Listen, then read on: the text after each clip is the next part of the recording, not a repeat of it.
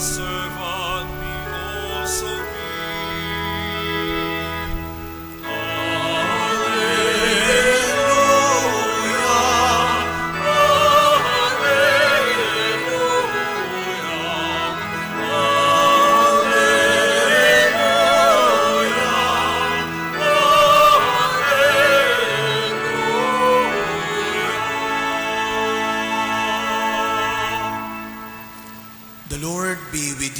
And with your spirit. A reading from the Holy Gospel according to John. Glory to you, O Lord.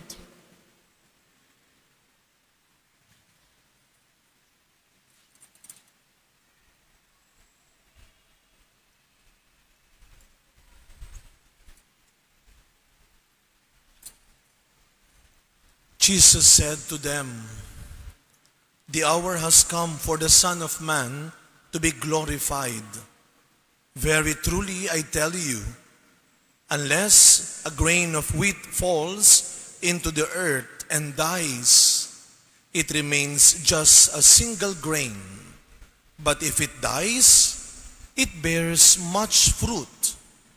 Those who love their life lose it, and those who hate their life in this world will keep it for eternal life. Whoever serves me must follow me, and where I am, there will my servant be also. Whoever serves me, the Father will honor."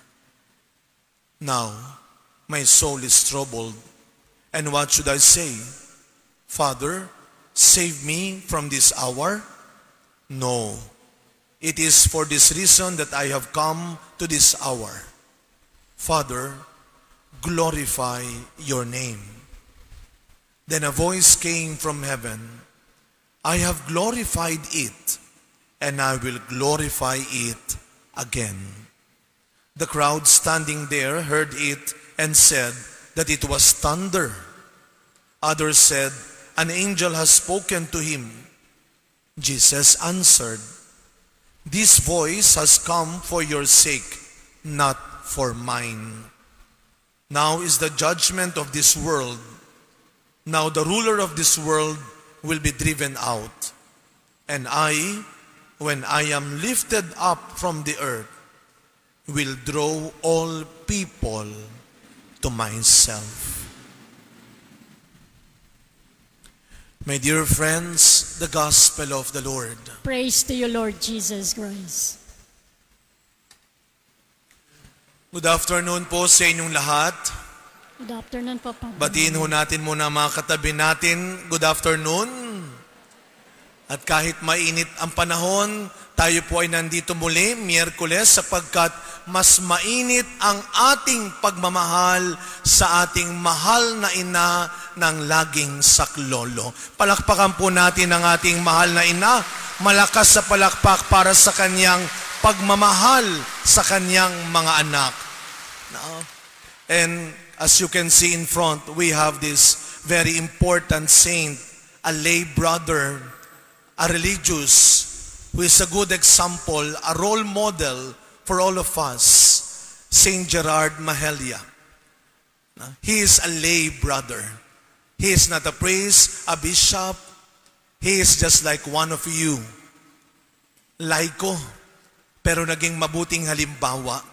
Siya po ay nagsimula sa kanyang buhay, bata pa lamang, by the age of 12, maaga siyang naulila, kaya maaga siyang natutong tumulong sa kanyang pamilya.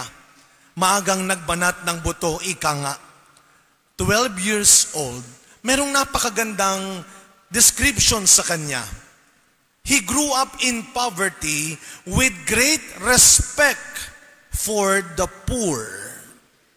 Not just love for the poor, not just compassion for the poor, but respect for the poor. Respeto.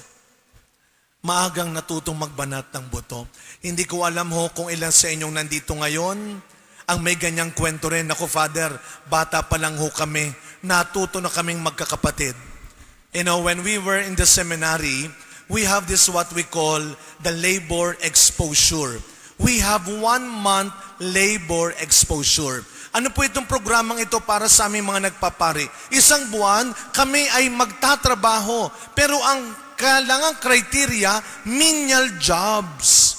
Hindi pwedeng ikaw ay manager, supervisor, menial jobs. Meron ako mga kaklase. Yung ibang kaklase ko nagtatrabaho sa factory. Yung ibang kaklase ko nagtatrabaho sa isang malaking kumpanya, janitor. Meron akong kaklase, no? Umuwi siya. Wow, ang ganda ng suot niya. Naka-polo barong. Sabi namin, wow, saan naman galing yan? Bawal ang supervisor, saka manager. Saka nagtatrabaho, saka nakakuha ng trabaho. Sa Purenaria. 1 month, Purenaria. Sa Marikina. Kaya one time, umuwi siya ang lungkot-lungkot. Sabi namin, bakit ka malungkot? Tinanggal ka na ba? Hindi. Napagalitan ka? Hindi. Bakit ka malungkot? Walang patay. Sabi namin, kayo lang yata nalulungkot pag walang namamatay. Ako ho, nagtrabaho ako sa isang gasoline station for 1 month. And later on, na-realize ko, and I learned again, the value of that experience. That we may truly understand, that we may truly learn to respect each other. Kaya marami ho ngayon ang nagkalat sa social media, huwag tayo basa-basa naniniwala. Nag-post lang, ikaw naman kung makakomment ka, parang nandun ka. Nag-post lang, ikaw naman kung makalike ka, parang kilalang kilala mo. I remember there is this one post, matagal na, years ago. Siyempre ho tayo, mga Pilipino, we respect the women. Paupuin mo, paunahin mo. May nag-post, no? Yung lalaki kasi nakaupo lang sa loob ng LRT. Yung babae ngayon nakatayo. So anong ginawa niya? Pinicturean niya yung lalaki at pinost. Ito ba ang gentleman? Hindi niya alam na construction worker yung lalaki. Maghapon sa initan. Pagod. Respect. At hindi ho madali yun. When we learn to respect each other, there is something in us that must die. Kaya yung sinasabi ng gospel natin ngayon, hanggat hindi nahuhulog ang butil sa lupa, until it dies, hindi ito mamumunga. Ganon din tayo. Hanggat hindi tayo natututo, natalikuran din ang sarili natin, and to become selfless, and to learn to respect each other, we will never grow as good Christians. Kaya itong si Saint Gerard, bata pa lamang, namulat na siya sa kahalagahan, hindi lang po ng kahirapan, kundi sa kahalagahan ng pagsasakripisyo para sa mas mabuti, para sa mas malaki at mas mahalaga. Sabi nga ng isang awitin, ng isang visionary, your suffering is your offering. Lahat naman yata tayo dito, may kanya-kanya tayong suffering sa buhay. Amen? May kanya-kanya tayong tinitiis sa buhay. Tanungin nyo nga po yung katabi ninyo, kaya mo pa ba? Pakitanong nga po yung katabi natin, kaya mo pa ba? Parang babagsak na kasi siya no? Nakikita ko parang pabagsak na ng pabagsak. Kasi nga naman, 3:00. Pero yung tanong na yan, kaya mo pa ba? When was the last time na hindi lang ikaw yung naghihintay na tanungin yan? Ikaw naman. Can you also learn to respect the sacrifice of the others? Do you still value the sacrifice of the others for you?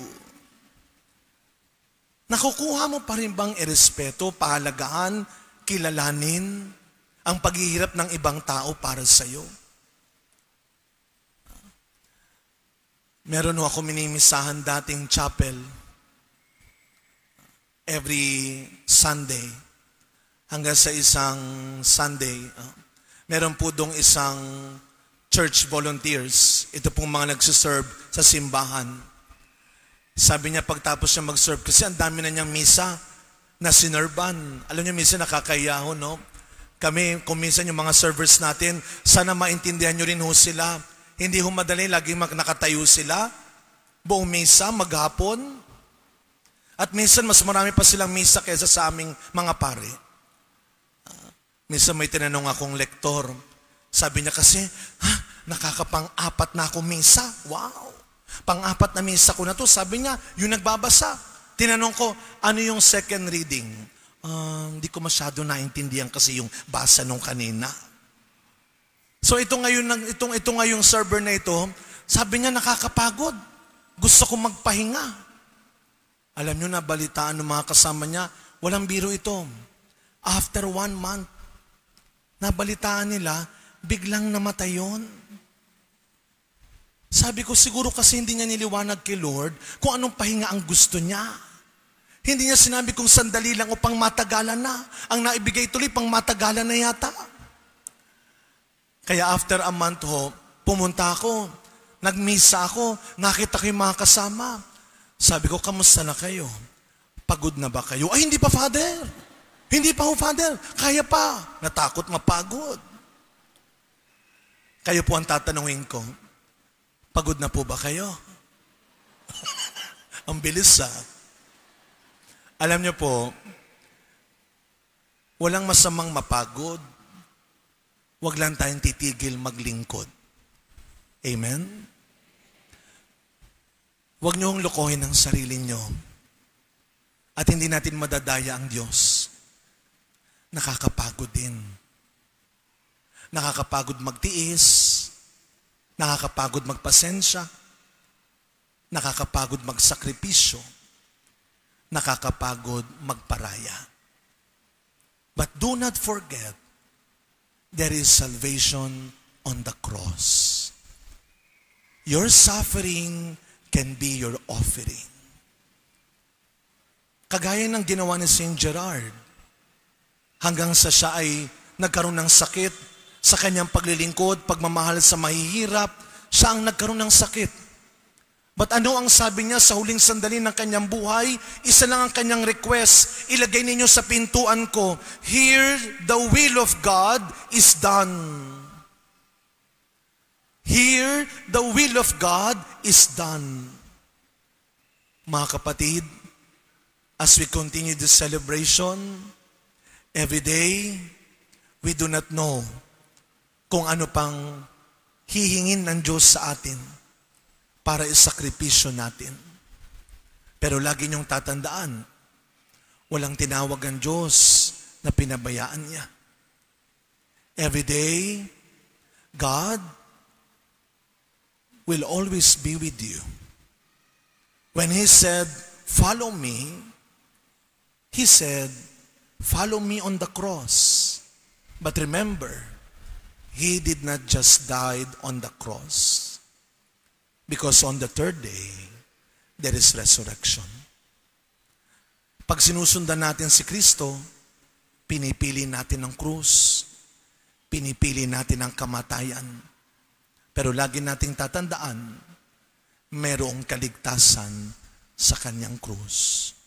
One day, just like St. Gerard, God will give you the gift of heaven that is preparing for you. Amen.